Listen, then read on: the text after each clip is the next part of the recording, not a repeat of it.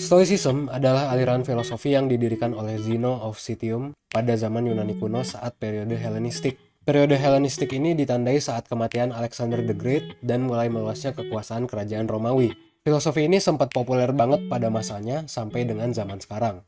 Filosofi ini bisa populer karena filosofi ini relevan banget buat digunakan oleh semua orang, dan juga gak lekang oleh waktu atau berlawanan dengan ideologi lain. Ya, filosofi ini bisa dibilang cenderung gak berlawanan sama kebanyakan aliran, agama, atau ideologi-ideologi lain. Filosofi ini bisa jadi sangat populer karena ada 3 orang yang keren banget yang membesarkan nama Stoicism jadi gede kayak sekarang. Nah, siapa aja 3 orang itu? 3 orang itu adalah Seneca, Epictetus, dan juga Marcus Aurelius. Ketiganya bergerak di bidang yang berbeda-beda sesuai dengan jalan hidup dan keahliannya masing-masing. Kita mulai dari Marcus Aurelius. Marcus Aurelius adalah orang terkuat pada masa itu. Ia adalah kaisar besarnya Roman Empire. Bisa dibilang raja paling tingginya lah dari kekaisaran Romawi. Nah, kalau Seneca, ia adalah statesman, atau bisa dibilang mungkin pejabat politik PNS di Roma gitu. Ia pernah jadi senator dan juga advisor bagi Kaisar Roma. Sementara Epictetus, ia adalah seorang budak yang tersiksa sepanjang hidupnya sampai akhirnya ia diasingkan dan akhirnya ia mengajari filosofi Stoicism ke masyarakat di sana. Nah, bidangnya kan beda-beda. 3 orang inilah yang menurut gua ya membuat filosofi ini relevan bagi semua kalangan. Ibaratnya kalau lo miskin, ya Stoicism jelas bisa sangat membantu lo gitu. Kalau lo kaya, Stoicism juga bisa membantu. Kalau lo mau jadi bijak, ya Stoicism juga bisa sangat membantu lo gitu. Jadi bisa dibilang filosofi ini tuh gak punya batasan tertentu bagi penganutnya. Karena semua kalangan bisa menerapkan jalan hidup stoik. Kalau di zaman sekarang, filosofi ini udah mulai dipopulerkan menjadi filosofi yang mainstream oleh banyak orang. Sebut saja Ryan Holiday, atau kalau di Indonesia mungkin lo udah tahu Henry Manampiring yang menulis buku Filosofi Teras. Ya, buku Filosofi Teras sebetulnya membahas tentang filosofi Stoicism yang ia translate ke bahasa Indonesia sebagai Filosofi Teras. Nah, meskipun di judul video ini ada tulisan Filosofi Teras, video ini sebenarnya nggak bakal nge-review atau ngebahas buku itu. Karena gue sendiri sebetulnya belum baca keseluruhan bukunya, cuman beberapa halaman doang baru gue baca, belum gue selesaiin. Nah, makanya di video ini gue bakal bahas Stoicism secara umum aja, dari pengetahuan yang udah gue punya. Nah, kalau berbicara tentang Stoicism secara singkat, Stoicism itu sebenarnya mencakup 4 hal penting. Pertama, bahwa Tuhan dalam bentuk apapun itu akan memberikan perhatian kepada seluruh makhluk hidup dan benda yang ada di dunia ini. Kedua, bahwa hidup yang penuh dengan kebijaksanaan atau kebajikan itu penting untuk kebahagiaan kita sebagai makhluk hidup. Ketiga, bahwa alam semesta itu bekerja dalam harmoni dan hidup sesuai dengan harmoni alam semesta adalah hal yang penting. Lalu yang terakhir, yang menurut gue paling penting, yang keempat adalah bahwa semua hal yang terjadi itu pasti ada alasannya. Semua hal, baik atau buruk, pasti udah diatur oleh sebuah kekuatan besar. Jadi kita sebagai makhluk hidup gak perlu ribet ngurusin hal yang sudah, sedang, atau akan terjadi. Nomor 4 ini menurut gua merupakan prinsip utama dari Stoicism. Nah, meskipun kayak gitu, mempercayai bahwa semua hal pasti ada alasannya tentu gak cukup. Kalau gitu, terus apa bedanya gitu aliran Stoik dengan oknum-oknum agama yang kadang melakukan hal buruk ke sesama manusia? Apa bedanya dengan oknum-oknum agama yang tidak melakukan hal baik? Nah, makanya ada 3 poin sebelumnya yang melengkapi poin keempat. Contohnya nomor 2, yang menyatakan bahwa hidup yang penuh dengan kebijaksanaan itu adalah hal yang penting. Nah, ngomong-ngomong tentang kebijaksanaan itu yang kayak gimana sih? Apa yang dimaksud dengan kebijaksanaan dalam konsep Stoik? Jadi gini, sesuai dengan poin ketiga juga, bahwa alam semesta itu bekerja dalam harmoni, maka sebagai manusia kita juga harus bertindak mengikuti harmoni alam semesta. Jadi dengan kata lain, kita itu harus menjadi manusia yang harmonis dengan alam semesta. Nah, gimana caranya bertindak sesuai dengan harmoni alam semesta? Sebelumnya, kita harus tahu dulu apa sih yang membedakan manusia, Homo sapiens, dengan spesies lain. Kalau kata salah satu filsuf Stoik, yaitu Sextus Empiricus, yang membedakan kita dengan makhluk hidup lain adalah pemikiran yang rasional.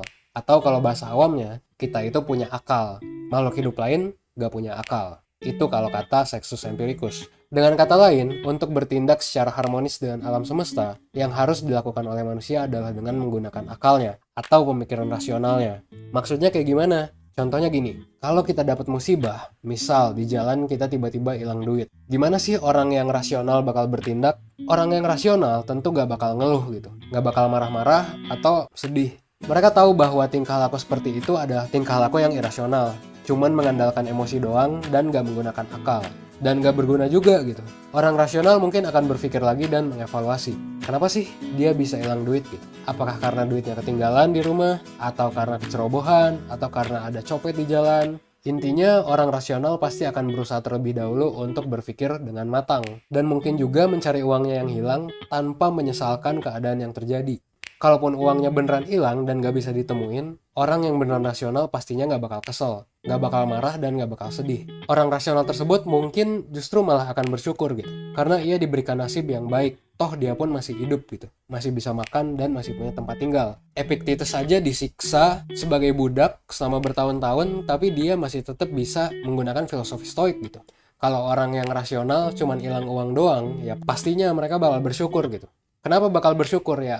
Bersyukur karena nasib yang ia dapatkan saat ini bisa ia jadikan pelajaran gitu untuk pengalaman selanjutnya. Dan juga orang yang rasional akan bersyukur karena sebetulnya secara statistik probabilitas bagi dia untuk terkena kecelakaan di jalan, terkena penyakit, dan hal-hal buruk lainnya itu sebenarnya cukup tinggi. Orang yang rasional juga gak akan terlalu peduli kalau uangnya hilang. Toh kalau dipikir-pikir, secara rasional kita hanya salah satu makhluk hidup yang hoki. Kebetulan juga memiliki tempat tinggal di bumi ini, di tengah miliaran bintang dan berbagai planet lain yang ada di alam semesta. Untuk hidup saja, manusia itu sudah hoki. Kenapa kita harus kesal karena hal tidak penting seperti kehilangan uang, yang sebetulnya bisa kita cari lagi esok hari. Nah, ini adalah contoh dari orang yang menerapkan stoicism. Jangan salah, meskipun orang yang stoik banget itu percaya sama takdir dan rencana besar Tuhan, bukan berarti orang stoik itu nggak rasional. Justru, orang stoik adalah orang yang sangat rasional dan bisa mengontrol emosi yang ia alami dan persepsi terhadap kejadian apapun yang menimpanya. Sekeren itulah filosofi stoicism.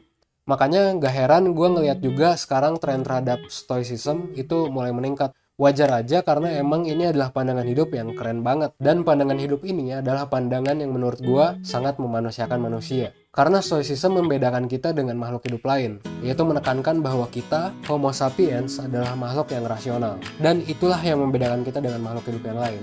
Gitu sih sedikit penjelasan singkat tentang filosofi stoik atau filosofi teras. Kalau lo suka video ini, lo bisa klik profile channel ini dan lo bisa coba browsing-browsing aja di sana. Karena banyak video lainnya juga yang udah kita siapin buat lo. Tim 1% udah ngebagi playlistnya berdasarkan segmen masing-masing. Kalau lo belum tahu channel ini, 1% itu apa? Kita adalah startup pendidikan di Indonesia yang pengen ngajarin hal-hal penting yang saat ini belum diajarkan di sekolah konvensional. Mulai dari relationship sampai dengan personal finance. Sekaligus banyak hal penting yang menurut kami perlu dipelajari di sekolah. Di video kali ini, lo sedang ada di segmen aliran filsafat. Jangan lupa like, comment, share, dan subscribe channel 1%. Lo juga bisa daftar member 1% untuk dapat updatean setiap 1 atau 2 bulan sekali dan mendapatkan konten eksklusif khusus member dengan daftar di link yang udah gue taruh di deskripsi. Gue berharap lo dapat banyak pelajaran dari channel ini biar lo semakin bijaksana, seenggaknya 1% setiap harinya. Gue Evan dari 1%, thanks.